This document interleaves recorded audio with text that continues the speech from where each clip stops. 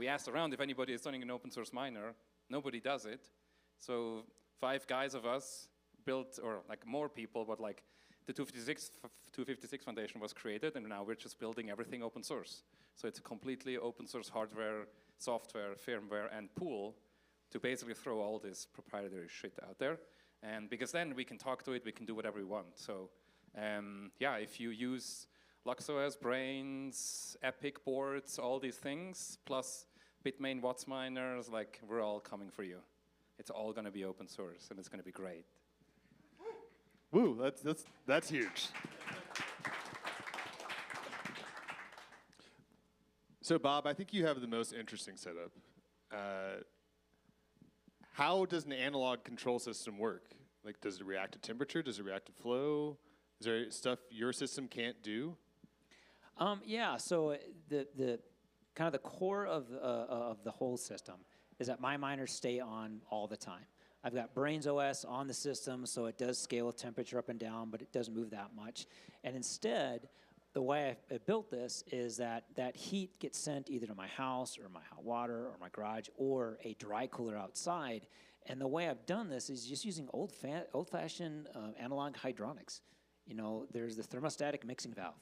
Great tool. Thermostatic balancing valve. Great tool. You can set it to say, give me temperature of fluid going back to my miner at this temperature, and it'll decide, hey, I need to send the fluid to a house to heat that, or I've got too much heat, I'm going to send all this heat to the dry cooler. So basically, by using some of these ancient tools from a house control system, my house is heated via hydronic furnace, so basically hydronic air handler. And so I've got the old Honeywell thermostat on my wall, just like everyone else does, and I set the temperature, and it just all runs. So it's something where, you know, I started this, I was thinking this morning, I designed this literally 40 years ago. And that was before, you know, and you still had to come with the preliminary versions out there, but I didn't know about it, and most of the stuff we have now wasn't there. So a lot of the design I went through was just, what can I do with what I have? And I just looked out to the guys in the hydronics industry, started from there, and that's what I built. Amazing. Brett, Schnitzel, how often, like, do we have to update the software side of things?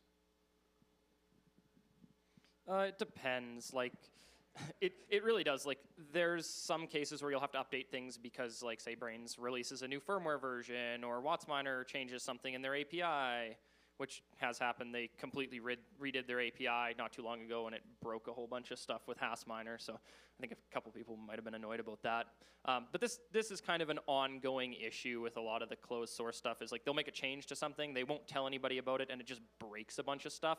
And then those of us who are trying to do these control systems in the open, trying to make it easy for people, we run into these situations where it's like, okay, well now I have to spend like 3 hours, find a miner that's going to give me the information on this, go through, redo all of this testing, make sure that everything works, go re-implement this, and it just turns into a bit of a headache. So yeah, like more often than you'd think, but it's very dependent on whose miner it is, what they're trying to do, a lot of that type of stuff.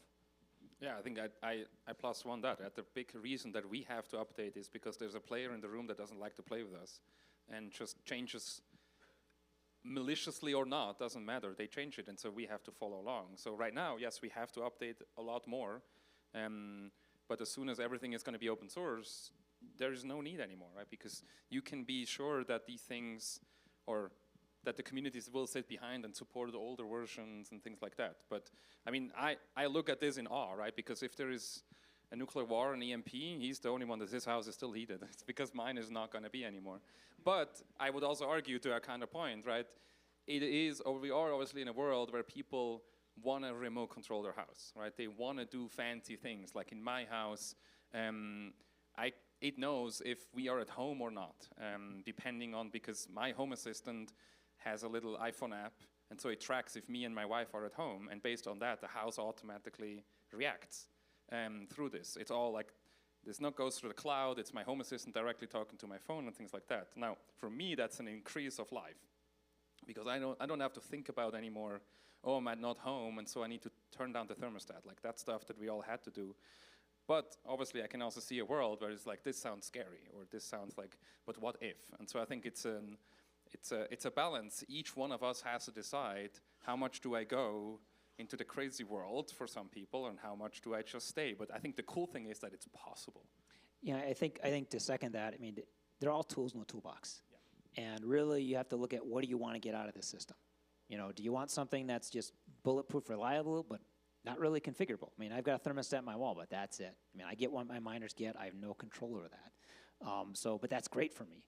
If you someone who has a little more fidelity and you like to have something like for me to check my miner, I have to go log into the miner and see what's going on. I got no front end to that. So I think, you know, all these are different tools to the toolbox. You have to figure out what you want and build accordingly. So I asked that last question kind of facetiously. Bob, when's the last time you had to update your system? I haven't, yeah. I mean, that's the beauty of analog. There's trade-offs for everything. Do you guys kind of see a world where there's kind of a hybrid of the two, where we have these physical controls, but also a digital front end? I think you need both. I mean, at the basic layer, the world is physical. Okay, if you're building a hydronic system, you're moving fluid around. You know, you've got those tools. Adding a digital level to those, why would you? Those systems have been around forever. But then that next level up of how you control those, how you control those hydronic valving, how do you control the pumps on off, stuff like that. That's where digital can come in and start having a better fidelity control than some of these old-fashioned on-off bang systems. I mean, I have a horror story around that. Like, my first system that I built was with 4 S9s that were in oil immersion, and I only controlled the miners through an API, right? Because I was like, hey, there's an API, I can turn on and off through Home Assistant, works great. So the miners were connected to power all the time. What I didn't know is that an S9, for whatever reason, the control board is also in the oil, and for whatever reason, the control board, if it gets too hot, will stop to respond to API requests, but it will still continue mining. So what happened is my miners were mining, my system wanted to tell it, hey, it's okay, you're now getting hot, can you please turn off? My Home Assistant tried to, via the API, to talk to it, and it is not responding. The miner is just continuing heating up until basically, so the temperature I saw, the highest temperature I measured was 202 degrees Fahrenheit. PEX melts at 200. So my whole PEX system, like all the PEX, was like, and so that's exactly, like I come from a world where APIs are normal and like they work, they're battle tested, but that's the problem. These S9s, these APIs are an afterthought. Well, to be fair, that's a hardware issue. Like, it's a testament to how shitty the S9 control boards are, but also to how good the S9 hash boards were. Like, that's another point. The S9s are just great. Yeah, but so now, like, I went back, it's like, okay, wait, the digital can fuck me. So what I do have now is I have also the Home Assistant has now an actual contactor. So I have a 30 amp contactor that I can turn off.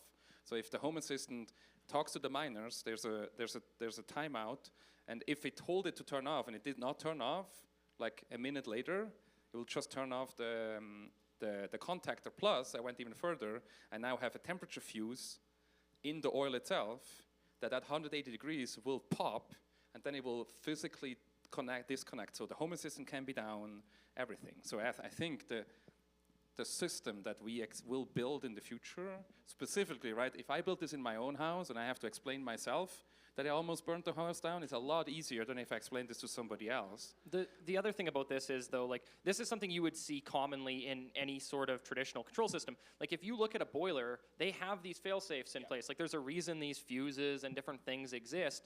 It's because somebody is already using them for some similar application. So I think what we're leaning towards eventually is just becoming similar to every other industry that's trying to do something like this. We get to a point where our control is the same as what everybody else is doing because that's what works for everybody else, and it's also what should work here. And I think this goes to, it goes to say that if you're building a system at home, PSA, whatever can go wrong will go wrong. And we've all had our issues. I've had mine. You have to think about these things of, okay, if it goes wrong, how do I shut these things down? And the contactors, if you don't know what those are, look into those because that's the most reliable way of shutting off a power at a home. Yeah. So in my FIA job is like server management, and there's a term called Chaos Monkey, which basically is a tool that you give access to all your servers and it shuts down one of them randomly. And you see how the system behaves. That's how you test these things because like you're saying, shit goes wrong. So yeah, think about standing in front of your system and just plug one thing out. and or plug it the other way back in, like whatever. Like just try to be your own chaos monkey, to even if it sounds crazy, because the better you understand your system, and the better system can handle these things, the happier life is going to be in the future. Because I think we have to understand, like, we also really play with our houses, right? Like that's like, if something goes wrong there, it's where we live. Now I don't want to like freak out people, but it's just like, yeah, if we buy these boiler systems and stuff, somebody probably thought about this. So we also need to think about this, and not everything has to be digitally and all that stuff. So build fallback systems that just like pure analog, 24 volt, like these things, they are very, very, very reliable. So yeah, it's like you've seen a pressure release valve on a boiler at home. Like, why do you think that is? It's because somebody had a boiler go through 2 stories and fly out their roof because they didn't have a pressure release valve. Like, by the way, it says only happens. tested once a month. Who tests this pressure release on the boiler once a month? It's probably the same amount of people that Had problems, yes. or that, you know, are supposed to clean their water heater every year. But who does that? 2, okay. Yeah, there are fail-safe systems in your house. Most people are not aware of them, so maybe read That's what good is written on design. it. If you're not aware of the fail-safe systems, that usually means your fail-safe systems are probably That's true. working good. So I feel very fortunate that I have just the best panelists that are just burning through my questions without prompting. So that's great. I want to talk a little bit about standardization. We all have, except for Bob, our hacky solutions, and maybe Bob is hacky. Do you see value in trying to adopt like current standards? Commercial properties use BACNet, which is their home assistant, I call it. We have all these different communication protocols like Wi-Fi, Bluetooth, Zigbee, Z-Wave, yada, yada, yada. Should we adopt to them, or should we make them come to us, or should we kind of meet in the middle? Do you guys have any opinions on that? I think there's something to be said for meeting in the middle a little bit. Like, a lot of these standards exist for a reason. Some of them are outdated. Like, you look at stuff like Modbus, and I think BACNet kind of falls into that sort of category of like, these were things that were designed in the like late 20th century that maybe aren't as relevant anymore as we move towards a lot more digital systems, stuff like Home Assistant, right? So there's something to be said for those, but I think the real issue with that is no matter what you're doing there, you need some kind of layer between what's going on with the miner and what you're trying to communicate with, right? Like, the miners don't talk Zigbee, they don't talk Z-Wave, they don't talk any of these languages that you're expecting from like a home automation standpoint. So you need something in between, and that's sort of what I've been messing around with, is like all the stuff that I work on is trying to take the stupidity that's going on the miner side of things and standardize it in a way where you can write a program that talks Zigbee, Z-Wave, BACNet, Modbus, whatever you want, like whatever crazy protocol you want, and it simplifies that for any given miner. So I don't know, like, I think at some point we have to build our own standards, and then we have to convince the miner manufacturers to adopt those standards, and then we can kind of work on moving to well-adopted standards past that point. But I don't know, like, we're so early, you can tell because all of these different machines are all doing their own crazy thing, and none of it really works very well. So I don't know, we have to bully them a little bit. I think we have to choose the hill to die on, right? I mean, if you ask me, like, my open source Maxi, I would say, like, wow, let's not use any of these systems that are not open source. Like, fuck them, let's build our own. But I think in the end, right, we're already going into a lot of these systems with being the crazy people anyway, right? So, and now do we want to be even more crazy, like, or do we want to adapt? Like, I think it's the reaching out to them and them understanding. So I feel specifically in houses and systems, we probably have to accept that we have to integrate into these systems. And then over time, yes, we maybe can convince them that open source is better. Like, I mean, if you look at the Raspberry Pi, or like ESP32s, like when these things came out, everybody of the industrial manufacturers was laughing at this thing. They're like, this will never be used. This is completely useless. Like, why do you need this? And today, if you look at most industrial systems, they're all using Raspberry Pis in it. Like, like if you open them up, you see a little Raspberry Pi in there because they realized, right, the standardization, the compatibility, and all these things. And now it just takes time, right? These systems have been existed since many, like tens, hundreds of years in some cases, and it's just going to take a lot of time. So yeah, choose your hill to die on, and maybe don't choose the hill that you're trying to convince somebody that has been working in the industry since for 30 years and just knows one protocol that their protocol is wrong. And I think there's motivation for an open source solution, and the main reason why is, you know, we all run our own operating systems off of on the miners that weren't made with the miners, and we all have to take a cut for that.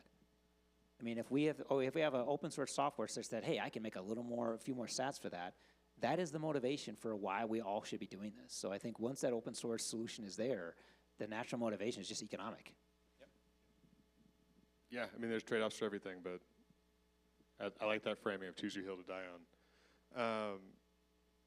Something else I wanted to bring up was we had a conversation during lunch about home assistant control, and someone brought up the trade-off of having a miner run all the time, or, you know, bang bang, then you introduce some downtime, and that's time that could be spent hashing.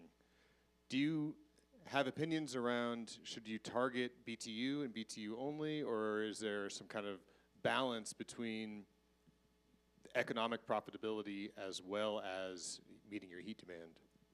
I think for heating, it's really hard to run your miners all the time. And the reason why is, again, economic. I've got a 13 point some odd kilowatt solar array in my roof. That's why I run my miners all the time. If I didn't, so you can't run them all the time, says the guy running his miners all the time.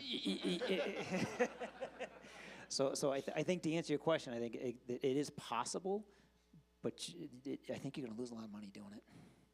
But that's one of those things, like Bitcoin mining for the longest time has been dominated by for-profit miners.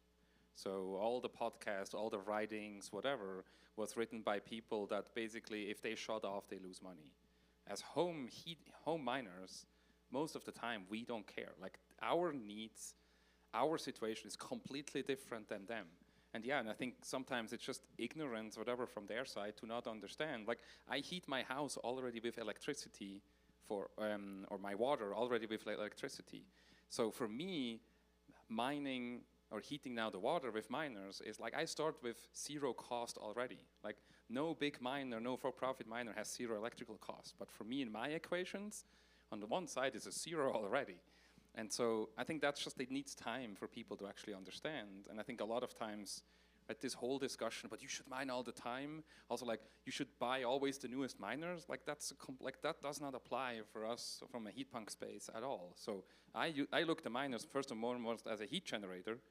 The fact that sats come out is a secondary thing. So if you look at it from that point, yeah, this whole like needing to think about, I need to mine all the time, that just doesn't make sense to me. And it all kind of comes full circle in a way to the whole open source thing, because really what this question comes down to is everybody's needs are going to be different here. You have to be able to adapt whatever system you're building or using to whatever your needs are. So, okay, maybe I want my miner to run all the time because I just care about the heat. Maybe I need to optimize for efficiency because I live somewhere where there's very expensive electricity and I don't want to spend a bunch on a miner. Like, all of these situations are very different, and we're early enough that this Heatpunk movement is really kind of flipping the traditional mining industry on its head a little bit.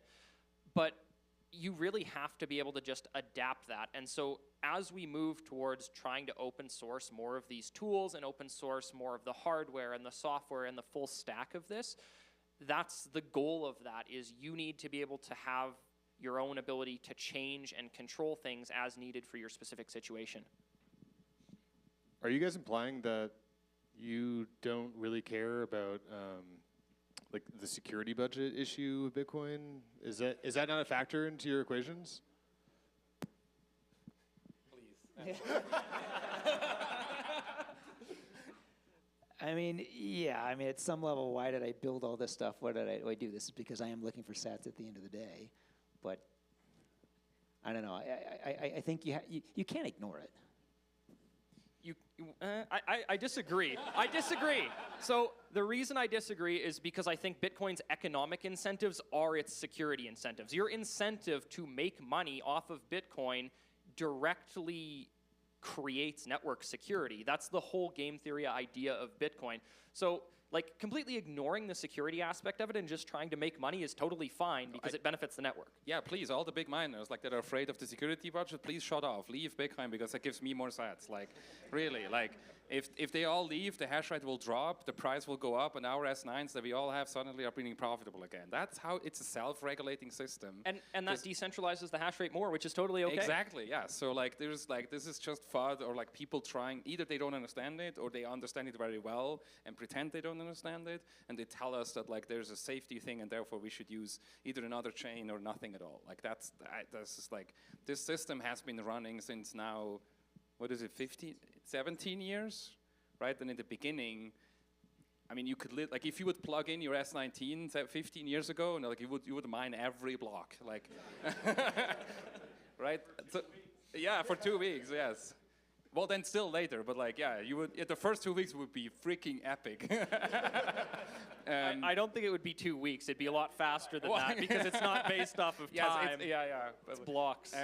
But no, I don't know. This is like a strangest discussion we're having. But again, like we have a lot of these. But we also need to understand we need to go through these discussions, right? That's just how everything works. You cannot also just shut them down. We need to go through them. We need to have answers. We need to fight these wars, and then we're going to get better out of it at the end. But I think you bring up a good point, though. Is you know, if you look at the future of where this is going, you know, the big giant miners out there, I honestly think they're a dinosaur. Sooner or later, they're going to die.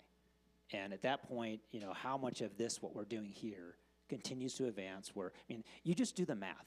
Look at how many electric water heaters are out there. Just do it. I've done it. You do the math, and you find out that right now, today, if all of them were mining Bitcoin, they'd obliterate the big miners. Yep. And so if you look at where this is going, where it can go, at some point we become the security budget. And the other thing is, right, like we're building all, like the newest miners that are built, they will become second and third generation. And I can tell you there's a lot of S9s right now sitting around in the world and doing nothing. And the same is going to happen with the S19s and the S21s. So what I believe is we as the Heatpunks, we're going to be the sponge for these older devices. We're going to install them into somebody's house because we don't care about the efficiency. And that's what's going to decentralize the systems. And here's something interesting about that. At what point do the efficiency gains from generation to generation become so little that it doesn't matter anymore?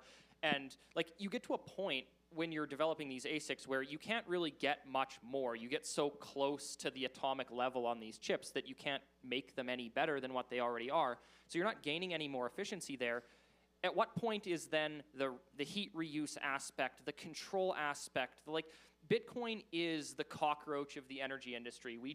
We're hard to kill. We deal with all the garbage, and like that's what Bitcoin is. That's what Bitcoin mining is. So at some point, new generations of miners don't matter, and what matters is the ecosystem surrounding them. And I think we're already there. I mean, they pulled back to 23. We're getting close, yeah, very close. At some level, can we make more efficient miners? Yeah, we can, but they're not reliable. I mean, there's a balance. You can always make something more efficient, but it becomes inherently less reliable. Yeah, but I mean, they also said this about CPUs. Like they said, like, oh, 3 gigahertz is over, and look at us, we're still like fair. On the other side, like humans are also very, very genius, or like the ingenuity of us. So I think we're always going to find a way to make it more efficient. But I agree, it might not be this freaking like we're doubling hash rate for miners every time. Like, so we really pivoted from control, but I couldn't help myself. Hey, we can bring it back. I was just talking about the ecosystem around these less efficient miners. Yeah. What is that? What does that ecosystem look like? I mean, yeah, you guys are spot on. Like, I think Heatpunks are going to take over the world just because the fiat miners are going to die. What I really want to harp on as we come towards the end of this panel is, we touched on it a bit, was fail-safes. I think that is very important. You talked about a chaos monkey. My chaos monkey is in the back of the room, my wife. I think I can have this perfect system, straight and narrow, no edge cases. She will find it. I guess that leads to, what's the best way to interact with these things? Obviously, you have the analog control, we have digital control. Is the best interface no interface? It just runs in the background? You don't have to worry about it? At some point, there's always an interface. But as they say in UX design, good UX design is, no UX design. Like, if you don't understand that it's there, you don't have to interact with it. Like, it's so natural, you don't even think about it. Like, think about most of us have a phone in our pockets, and you don't even think about interacting with that. You just know, right? That's good UX design. That's good user experience. And that's the point we want to get to with home heating, is like, you don't even have to think about this thing. Maybe you set it up once and then it's really easy, or you want to make some little tweaks or whatever, but for the most part, you don't have to think about it, and that's good UX. And I think, right now is a very interesting time just in general in home control. Because, if we didn't exist, we're right now going from these old, like I said, old Honeywell, simple controllers to the Nest and some very high-end, very GUI specific, nice, shiny, flashy things. And we're in the middle of this. So I think at some level we need to match that in terms of whatever the current expectation is for home thermostat control, is we're meeting or exceeding that. And I think also, like, we need to understand that, like, in the beginning, like in my house, it was really cool to have like the Home Assistant dashboard open and all the charts all the time, and you can see everything. And then 4 years later, I don't look at it anymore. Like, it's just like, it becomes this fancy thing, and then something else catches your mind. And then, so I think, build the system in a way that it can be completely autonomous. In the beginning, yes, you maybe want to babysit it, you want to see it, but over time, yes, this just needs to become like super standard, because most people, and that's anyway, we need to build it anyway, because most people out there, they don't even know. Like, go out and ask a person how their house is heated. I will tell you, like, 95% of the people have no idea how their house is heated. Like, they don't know. Or the fact that the water heater is a different thing than the house heater, like.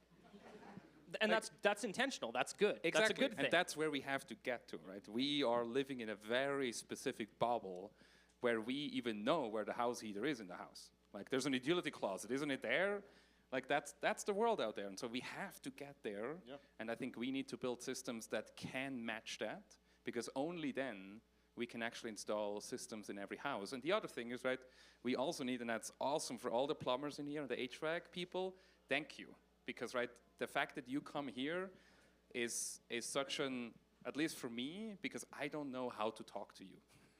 Because, like, if I use words with my plumber, right, this is like a Bitcoin heated, and there's an ASIC and whatever, like, in one sentence I already use 5 words that they never heard of.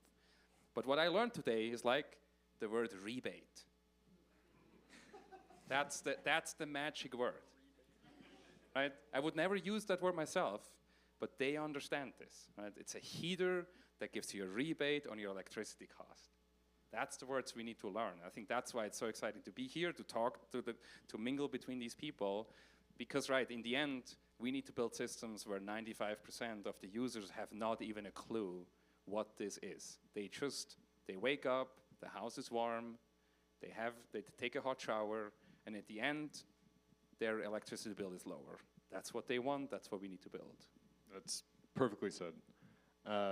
Bob, real quick, as we wrap up here, I think a lot of us can really, the digital control side of things is less scary for a lot of us than the analog stuff. Where could we even begin, aside from a couple of guys in the room that know how to turn a wrench? Where do we even begin? Do we need to go find 100-year-old hydronics books? Is there an easy resource that we can go learn about all these hydrostatic valves and thermally controlled? There is a phenomenal research out there. The company's called Kalefi, and they make all this stuff, so they're selling their book.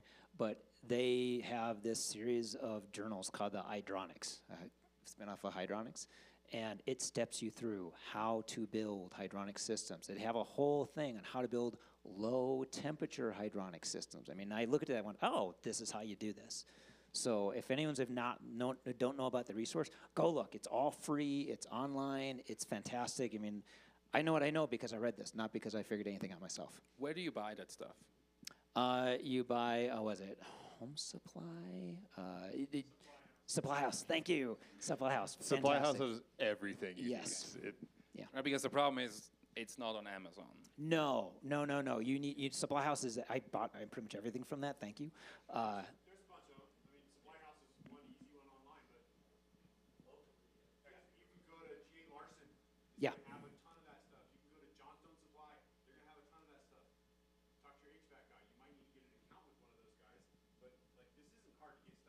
No, but right, like for the person that buys their Raspberry Pis and everything on Amazon, I expected it to be on Amazon as well. Sorry, that's just my world. I was actually teeing Bob up to plug his own channel, but I appreciate those resources instead. We got the last couple of minutes here. Are there any like main takeaways you guys really want to just scream to the audience about control or about interfacing with these things? Or Build it. Love it.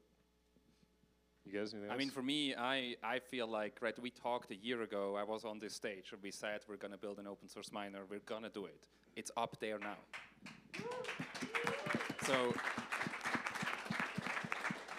So please, like, look at it, we're happy to explain you, and like, so it's, in terms of the firmware, like, we initially said, okay, we're going to build everything completely independent, but we're also thinking, okay, we need to actually integrate with the existing miners. So we're working on building S19 firmware that is open source, S21 and all that stuff. Because like I said in the opening, if all of this is open source, that's the world we want to work in. And the fact that it's up there now and running, it only supports an S19, it's only one hashboard right now, like, but the fact that it's open source, and now with vibe coding as well, or agentic engineering, no, we can, like, you can literally talk to your miner system and ask it, hey, can you please turn on whenever like the temperature is that warm outside, and it will build you a home assistant thing and it will talk to it. Like all these things that you have been always wanting from your house, from your miner, from your firmware, you don't have to go anymore and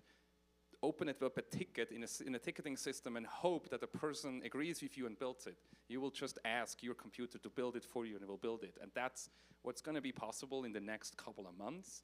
And I think this whole system will explode, like, because it's finally there that we can rip off all this proprietary stuff. And if you look at any other industry that has started to use open source, that's when it's taking off, right? So I'm extremely excited about the next 6 to 12 months. It's funny that he brings up being up on this stage last year, because I was also up on this stage last year, and I was talking about PyASIC and a similar thing with the control. One of the things I talked about while I was up there was porting PyASIC over to Rust, and that actually has happened in the past year. So up on the 256 Foundation GitHub, we have ASIC-RS, which is a ASIC control library written in Rust. We have Python bindings for it. It's all pretty much ready to go. So if there's any nerds in the group here who want to start working on sort of that digital control side of things, or want to play around with their miner in Python or Rust, it's up on the 256 Foundation GitHub, and it's also released on like all the packaging systems for both of those libraries. So, well, that's awesome in and of itself. But round of applause, my panelists. This is fantastic. Thank you, guys.